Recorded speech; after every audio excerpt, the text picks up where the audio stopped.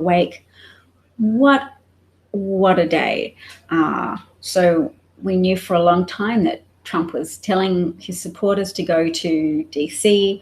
We knew that people on Parler and that people on various right-wing forums were all saying, just you wait for January the 6th. And we understood that there would potentially be violence, and that's why a lot of us on social media were warning people not to go to Washington, D.C. and to just let the police deal with it, and to wish the police good luck. Turns out now, after all of that, there were Capitol Police actively letting in some of the Trump rioters into the grounds of the Capitol and posed for selfie pictures taken by the rioters who had made ingress into the Capitol building. So quite extraordinary. I've heard that the Capitol building hasn't been assailed in that manner since 1812. So what's that? 208 years ago, the last time there was a violent thing happening. So yes, I just wanted to go quickly on HAPS, which is this new program I'm starting to use to familiarize myself with, because Periscope's where I principally broadcast, and that's closing down on April the 1st. Hey, Kevin, nice to see you. Oh, I need to go to the comment section and see if there's any comments. Hello from Denver. Hello, Tinkers. Hello from Madison. How exciting. All right, so one woman is dead. She was a 14-year Navy vet, an extensive Q follower, someone who retweeted Lynn Wood, it's not retweeted on Parler, recirculated Lynn Wood posts 35 times over the last week. So heavily into that mire of wanting to be a fighter for Trump and perceiving that the election had been stolen. So she was both an aggressor and a victim of Trump Republican propaganda. And yes, even as I speak, Republican Senator Josh Hawley was on the floor of Congress objecting to the votes from Pennsylvania.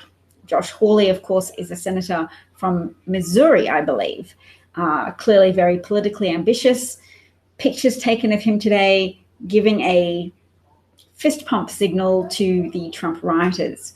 And look, it's obviously a disgrace what happened. People broke into Nancy Pelosi's office. Trump rioters broke into the floor of Congress and posed for pictures. They took home souvenirs like they were tourists. They broke Nancy Pelosi's wooden name plaque, and people were carrying off or attempting to carry off podiums and just leaving a trail of destruction. So not only did that woman die who was shot in the chest, I believe her name was Ainsley Barrett, but 3 other people died as well from medical emergencies. So potentially they were injured in the crush of people that gained violent access to the Capitol building. Yes, 4 dead. Hello, Phil. Kevin. So some Republicans apparently appeared shaken, and the number of Republicans who had Republican representatives who had committed to objecting to Joe Biden's electoral college votes, that number went down from 140 to 109 after all of the violence, including senators and Congress people sheltering, being asked to lie down as people, armed, violent people, tried to break windows and gain access to the floor of Congress. Like quite shocking and quite distressing. I mean, I'm on the bandwagon with people who've been arguing for 4 years that Trump is an autocrat dictator who stops at nothing, and that the treadmill of dictators inevitably trends towards increasing violence. It trends ever more towards anti-democratic consolidation of power. And that's what we've seen tonight. So my position's validated, not that I'm happy to be right about it, but yes, Trump was reportedly enthusiastic about his supporters trying to commit insurrection and take over the Capitol, and successfully breaching defenses and defiling the Capitol building. Why would Trump be excited about it? It's a show of force, even if it doesn't succeed. Trump's intention is presumably to try and wedge access to illegitimately holding on to power. And I'm too tired to talk much. But an advantage for Trump would be that with this show of force, he's showing that people will die if he doesn't get his own way. So the 4 people who are dead tonight would still be an exciting thing for Trump, because he would be glad that the consequences were evident of opposing his will. It makes him look like a more successful despot, and despots rule through fear, intimidation, and brainwashed, irrational levels of devotion. Yes, they took some of Nancy Pelosi's mail, and that was Nancy Pelosi's podium. Okay. Oops. All right. So the FBI has been asking people for help in identifying those involved in the seditious insurrection attempt. But even now, someone's being interviewed on Laura Ingraham from their room in a hotel in DC called the Willard. So they've been treated with remarkable restraint by Capitol Hill police. And even as the FBI asks the members of the public for help, it's to be hoped that the response is proportionate to the harm that was done, which is significant. Hello, indoor smokers. Nice to see you. Hello, Rose. All right. So somebody pointed out, Ben Walker pointed out on Twitter that he said it would be harder lift for the alt-right to pretend that it's Antifa that are the true terrorists here. But someone else made a counterpoint saying, no, it's not. Even as they post pictures to Parler of their roles in participating in the violent attempted coup, the other half of Parler are disseminating not conspiracy theories, I'm going to call them mass delusions. They're disseminating mass fabrications and in order to incite mass delusion, saying that Antifa are the responsible ones, that they infiltrated the very highly branded bunch of Trump supporters who tore down the American flag and replaced it with a Trump flag, who chanted Trump's name, many of whom told reporters afterwards on the grounds of the Capitol that they were proud of what had transpired and that they saw it as a necessary thing to save the United States or take their country back. It helps shine a light on the pernicious nature of white nationalism, that these people's sense of entitlement is so powerful that they feel comfortable with their very low evidentiary standards. And many were very sincere in insisting to reporters that you can't tell them not to unsee what they saw with their own eyes. So they've seen doctored videos of poll workers with bins of votes, and they've been told these are suitcases of illicit votes being brought in. They've watched Melissa, whatever her name is, that lady from Michigan with the very memorable abusive behavior towards a Republican official at a Michigan hearing, and also the back history of being on probation for using a carriage service to harass. She sent her partner's former wife multiple videos of the pair. Maybe you can think of something else. There's more raspberries in the fridge. Fresh raspberries if you like. No, sweetie, you had a whole bunch of cookies. So anyway, I might... You can have some water, and I know you can pour it. Well, anyway, I better go and watch my little pumpkin. If you get some apple, that's fine, yes. And then I can have mine. Yeah, if you eat the apple. Good girl. It's daytime for me. I know it's late for you guys. Rose should be sleeping, Phil should be sleeping, but these are very historic and dramatic events, so I can see why some people have disturbed sleep. Maybe a good motivation is to sleep now because gosh knows what you'll need to contend with tomorrow.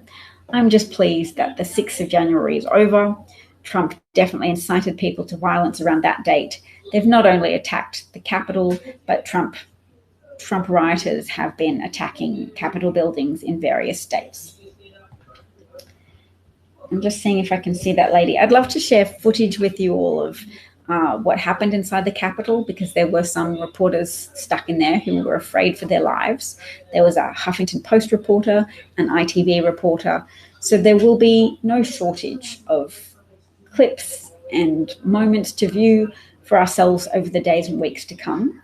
And I just am going to hope that that will help restore sanity to some Republican voters, because I think the first SurveyMonkey results, let me just check, showed quite a high number of Republicans as supporting or approving of the storming of the Capitol building. So of all registered voters, it's 21% that strongly or somewhat support the storming, 71% strongly or somewhat oppose. With Democrats, very few, 4% of registered Democrats approved, because there's obviously a little bit of crossover there, but 96%, very high number, strongly or somewhat oppose. And independents, 21% support or strongly, somewhat or strongly support the storming of the Capitol.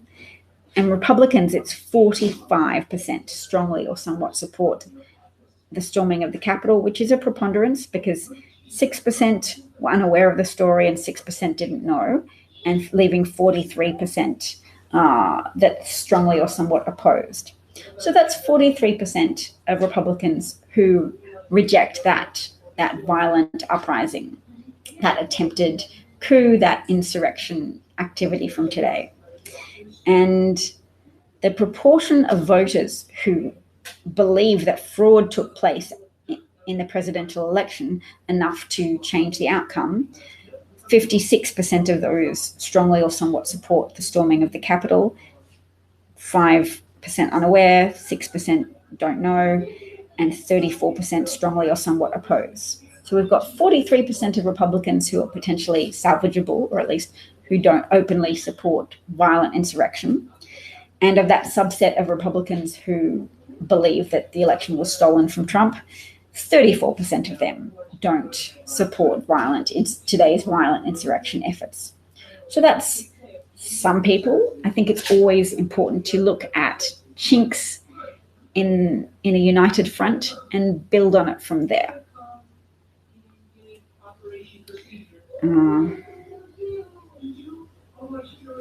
This is a drawing that was, I think, is years old, from a German magazine called Der Spiegel. Let's see if I can share it. No, it's too pixelated. But it's a picture of Trump holding a mat, and there's being smoke outside. You're trying to use this to like Michelin angel. You want to make an or a girl? Yeah, okay, we'll have to get some pipe cleaners. All right, folks. Well, it was lovely chatting to you all. I hope that some of you were able to get some rest. This is like a craft decoration. That is a craft activity.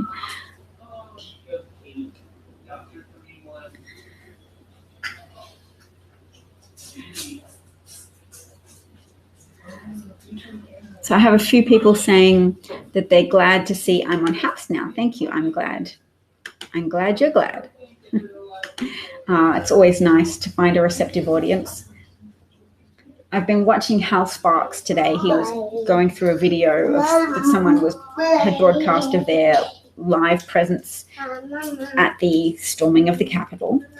And I enjoyed his broadcast. His microphone looked of very high quality, and he obviously had a more professional backdrop for his show. And I thought that's good for me to watch other people's periscopes, other people's broadcasts. It gives me an incentive to lift my game. I've always thought, I should try harder. Clearly the emotional path to trying harder is to see people who actually are doing a good job. You could get some of the googly eyes. I think they're in a plastic bag, and then the glue. Go get the glue out, Bubba. I'm coming to help you in a minute. Don't do that, sweetheart. No. That noise is not going to be a nice noise for the broadcast. Actually, I don't know if you can hear what my daughter's doing. She's just using an empty container as a musical instrument. Yes, so have a good night, everybody. Oh, hi, Bernadette. Nice to see you too. And yes, Hal is funny. All right, folks, take care. All the best. Lovely to see you. Stay safe. And I would avoid Capitol buildings for the present time. What do we have to look forward to? The Ossoff was projected to be the victor. I talked about him as if he had won the Senate race yesterday, but it is very critical to America's future and the future of the planet that Democrats have won control of the Senate and wrested the Senate Majority Leader position from Mitch McConnell, so he can no longer abuse and harm Americans, and that's really good news. So talk to you all again soon. Take care. Thanks, Bernadette. Thanks, Christopher.